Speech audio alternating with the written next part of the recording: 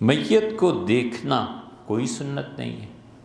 میت کو دیکھنا، یہ اس سے مراد آپ وہ لے رہے ہیں نا جو جنازے کے بعد ہوتا ہے، وہ سنت نہیں ہے، سنت سے ثابت بھی نہیں ہے، وہ ایک رسم ہے جو تہذیبی طور پر ہمارے ہاں جاری۔ کچھ چیزیں ہوتی ہیں جو شریعت کے مطابق ہوتی ہیں، کچھ چیزیں ہوتی ہیں جو تہذیب اور عرف کے دائرے میں داخل ہوتی ہیں، اور وہ تہذیب اور عرف جو قائم ہے اگر ڈائریکٹلی شریعت سے نہیں ٹکراتا تو اسے قائم رہنے دینا چاہیے۔ بہت سی چیزیں رسماً بچیاں جمع ہو جاتی ہیں شادی سے پہلے، مہندی لگاتی ہیں ایک دوسرے کو، اور اگر اس میں کوئی ایسی چیز نہیں ہے جو شریعت سے ٹکرائے تو وہ ٹھیک ہے، اس خوشی میں کیا حرج ہے۔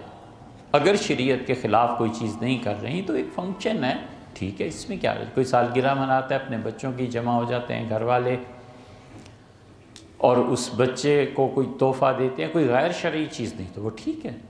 یہ عرف جو ہے نا اور تہذیب، اس کی جب تک ڈائریکٹلی شریعت سے مخالفت نہ ہو نہیں مٹانا چاہیے۔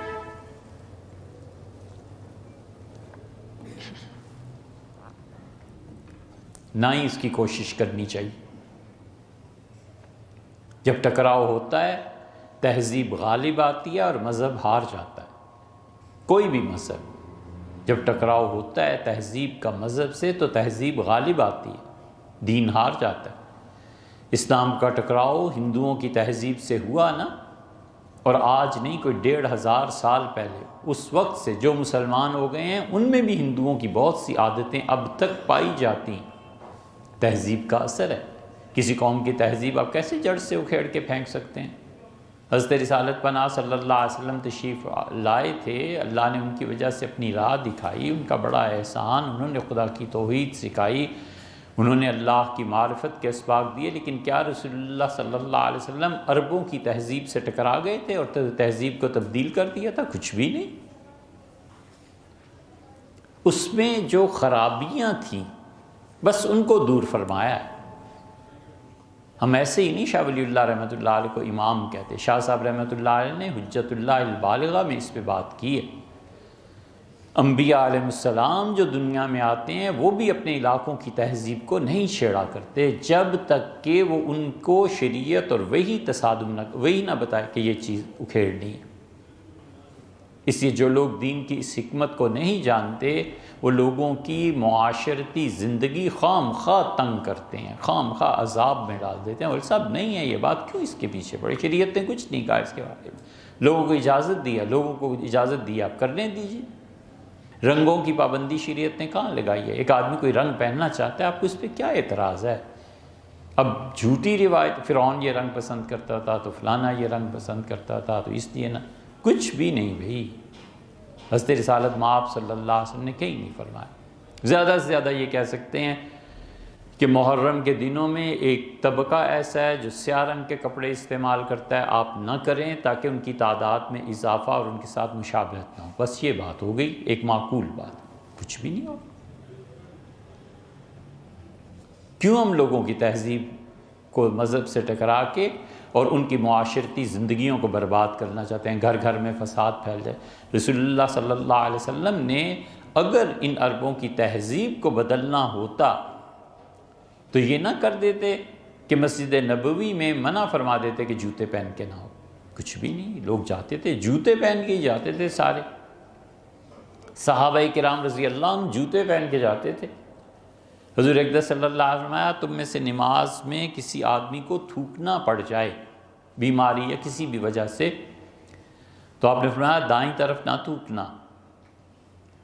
آپ نے کہا تم جانتے ہو ادھر اللہ کا ایک فرشتہ کھڑا ہوتا ہے جو تمہاری نماز کو دیکھ رہا ہوتا ہے، یعنی قبولیت کا کیا درجہ اسے ملے گا۔ اور فرمایا سامنے بھی نہ دیکھنا، تمہارے اور قبلے کے درمیان، یعنی جہاں سجدہ کرو گے اور جہاں تمہارے پاؤں ہیں اس جگہ کے درمیان تمہارا پروردگار ہے، اللہ کی تجلیات پڑھ رہی ہیں۔ وَإِلَّا بُدَّ مِنْهُ، اور اگر ضروری ہو جائے تو آپ نے فرمایا الٹی طرف کو تھوک دینا۔ ایک مرتبہ فرمایا کہ سر جھکا کے دونوں پاؤں کے درمیان تھوک دو۔ یہ تھوکنا کیا ہے؟ نہایت بد تہذیبی ہے۔ تھوک کا اثر قائم رہے گا۔ شریعت منع کرتی ہے راستوں میں تھوکنے سے، یہ گنواروں کی حرکتیں ہیں۔ مسجد میں کیوں اجازت دی؟ اس کی وجہ یہ کہ ریت تھی، ریت اس کو جذب کر لے گی۔ حضور اقدس صلی اللہ علیہ وسلم نے فرمایا گندگی کے متعلق جب تم اسے دیکھو کہیں تو ریت سے ڈھانپ دو تاکہ گزرنے والوں کو اس سے کراہت نہ ہو۔ لیکن یہ نہیں فرمایا کہ مسجد میں جوتے پہن کے خود حضور صلی اللہ علیہ وسلم آتے تھے، سب آتے تھے۔ ایک جگہ فرمایا ترمذی میں کہ یہ یہودی جو ہے نا یہ جوتے پہنتے نہیں ہیں، باہر اتار دیتے ہیں، تم ان کی مخالفت کرو اور جوتے پہن کے آیا کرو مسجد۔ مشابہت تھی نا، یہ وہ بات ہے اصل جو محرم کے 10 دن جو ہم نے آپ سے عرض کیا۔ حضور اقدس صلی اللہ علیہ وسلم نے کبھی اور ہمارے ہاں بر صغیر میں ادب اور احترام ہے مسجد کا، نہیں جوتے پہن کے آتے۔ اب کیا اس کو توڑنا ہے؟ کل کو اگلے جمعے کو تقریر کریں کہ لوگوں یہ حدیثوں میں آیا تو آئندہ جمعے پہن کو۔ ایک تہذیب چل رہی ہے یار، شرافت ہے، ہم اس کے ڈھلے ہوئے ہیں، ہم اس کے سانچے میں ہیں، ہمیں اس معاشرے میں جینا ہے، ہمیں ساری چیزیں دیکھنی۔ ہم کیوں خام خواہ تہذیب کا اور مذہب کا آپس میں ٹکراؤ پیدا کریں جب تک شریعت یہ نہ کہہ دے کہ یہ چیز ٹھیک نہیں، جب تک شریعت خود نہ اس کا انکار کرتے۔ تو اس لیے تہذیب میں جو چیزیں ہوتی ہیں ان کو نہیں چھیڑنا چاہیے۔ ہمارے ہاں ایک طریقہ ہے، میت کو دیکھتے ہیں بس ٹھیک ہے، لیکن اگر کوئی سنت سمجھ کے دیکھے گا تو ہم ضرور کہیں گے کہ بھائی سنت نہیں ہے۔ میت کے لیے جو چیز ثابت ہے وہ اپنے قرب اور تعلق کی حد تک ثابت ہے۔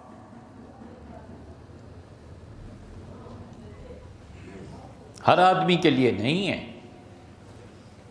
سیدنا ابوبکر رضی اللہ عنہ آئے اور رسول اللہ صلی اللہ علیہ وسلم پہ چادر پڑی ہوئی تھی، انہوں نے چہرہ مبارک کو کھولا، ماتھے کو چوما اور حضرت ابوبکر رضی اللہ عنہ کے آنسو رسول اللہ صلی اللہ علیہ وسلم کے چہرہ مبارک پر گرے اور کہا کہ اللہ لا یجمع علیک موتتین، اللہ آپ پر 2 موتیں جمع نہیں کرے گا۔ ایک موت یہ تھی جو آنی تھی اللہ کے رسول، اب اس کے بعد زندگی ہے آپ کی، اللہ وہ کوئی اور موت طاری نہیں کرے گا۔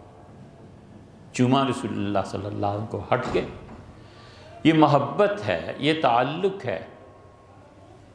ہمارے یہاں ایک طریقہ چلا آتا ہے، لوگ اپنے مشائخ، اپنے علماء، اپنے جس سے محبت زیادہ ہوتی ہے اس کے پاؤں چومتے ہیں۔ وفات ہو گئی، میت ہے، پاؤں چومتے ہیں اس کے۔ یہ ایک طریقہ ہے، بہت مرتبہ ہوتا ہے، ہم نے خود بھی دیکھا، کیا، سب ہو گیا۔ اس پہ کیا ہے، شریعت نے کوئی پابندی نہیں لگائی۔